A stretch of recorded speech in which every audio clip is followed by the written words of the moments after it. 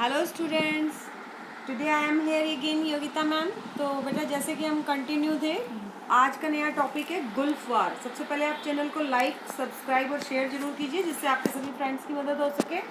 Okay, तो आज मैं आपको गुल्फ वार के बारे में बताऊंगी। देखिए 2 अगस्त 1990 ये डेट आपको मस्ट है जो याद रखनी है। Iraq invaded Kuwait for occupied oil reserves for clearing डेब्ट। ओके, इराक और ईरान में ऑलरेडी 1980 के डिकेड में एक वार हुआ था, युद्ध हुआ था, जिसकी वजह से इराक पर काफ़ी जो है डेब्ट यानी कि कर्ज हो गया था।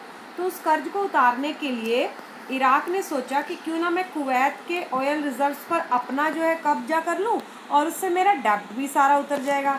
तो इसी पर्पस के चलते इराक के प्रेसिडेंट सद्दाम हुसैन ने 2 अगस्त 1990 को इस पर कुवैत पर जो है अटैक किया था। तो ये डेट आपको मस्ट याद रखनी है कि गुल्फ वार की डेट क्या है। और ये क्वेश्चन मैं आपको क्लियरली बता दूं, कभी भी लॉन्ग क्वेश्चन में नहीं आता है। तो अगर आप ये 5 पॉइंट्स भी याद कर लेते हैं तो ये आपके लिए फुली मार्क्स एक तरह से गेन करने का मेरा ये पर्पस है कि आपको ये मार्क्स मिल सके।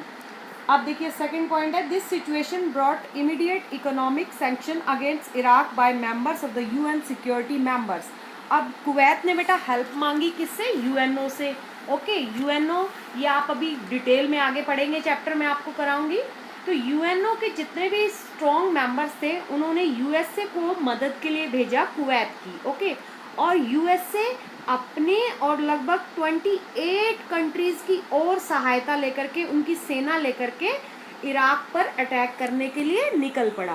तो गुल्फ, लेकिन पहले उन्होंने यूएनओ के जो मेंबर्स हैं उन्होंने इराक के प्रेसिडेंट सद्दाम हुसैन को ये बोला कि आप इस तरह से जो है वार में नहीं तब्दील कर सकते, आप इस सिचुएशन को जो है वापस भी ले सकते हैं। लेकिन Saddam Hussain डिफाइड UN security council demands, उसने बिल्कुल क्लियरली जो है डिफाइड कर दिया, एक तरह से मना कर दिया और उसको युद्ध के लिए ललकार लिया अमेरिका को, to withdraw from Kuwait and Gulf war begin. Okay, the Gulf war January to February 1991 fought between Iraq and UN nation, more than 28 countries के बीच में ये लड़ा गया। ये आपको टाइम पीरियड इसका याद रखना है, जनवरी टू फरवरी 1991 में।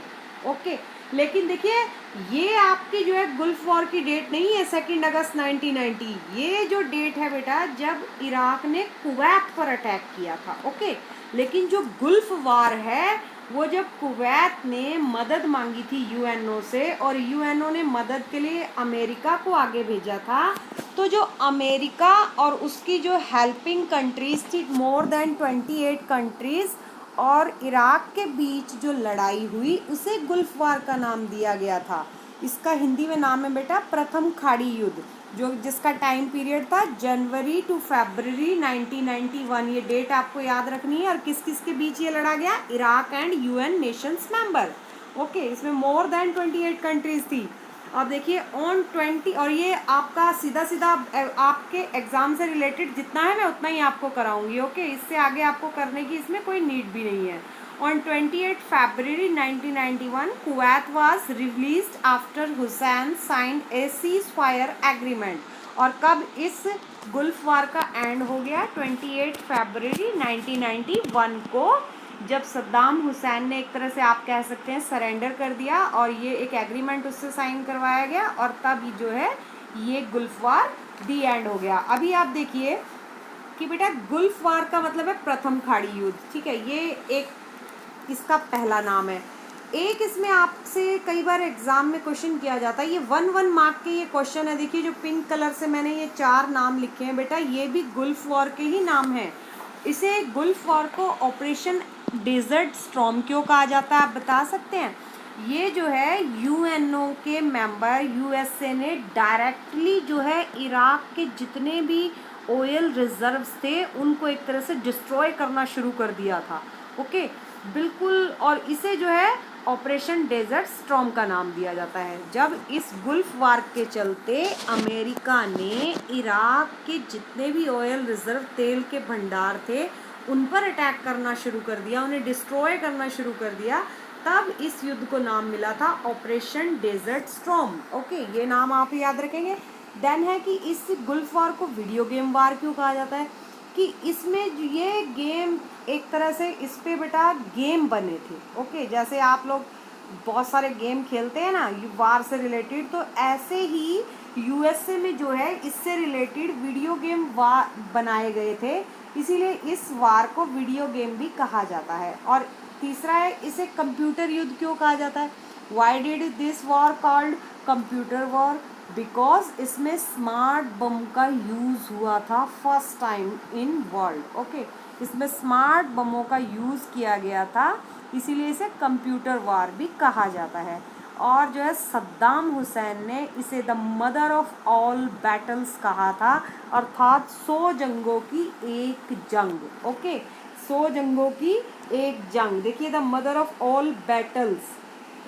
ओके, ये आपने जो है याद रखने हैं। ये 1 मार्क के ये 4 में से एक क्वेश्चन मस्ट ही है कि आपको आएगा ही आएगा। ओके, तो आपको ये अच्छे से समझ आ गया होगा। देखिए अगेन मैं एक लाइन में बोल देती हूँ इसे, कि इराक ने जो है कुवैत पर उसके ऑयल्स के जितने भी रिजर्व्स थे उन पर अपना ऑक्यूपेशन के लिए जो है इस पर अटैक किया 2 अगस्त 1990 को। लेकिन जो है यूएनओ आगे आया कुवैत की हेल्प के लिए, और जो है उसने, लेकिन सद्दाम हुसैन जो इराक का प्रेसिडेंट था उसने साफ साफ मना कर दिया उनकी डिमांड्स को मानने के लिए। और तब जो है इराक और यूएसए के मेंबर जितने भी थे, उसकी मेंबर कंट्रीज़ थी, उसकी फ्रेंड्स कंट्रीज़ थी, उन सब ने मिलकर के ये युद्ध लड़ा।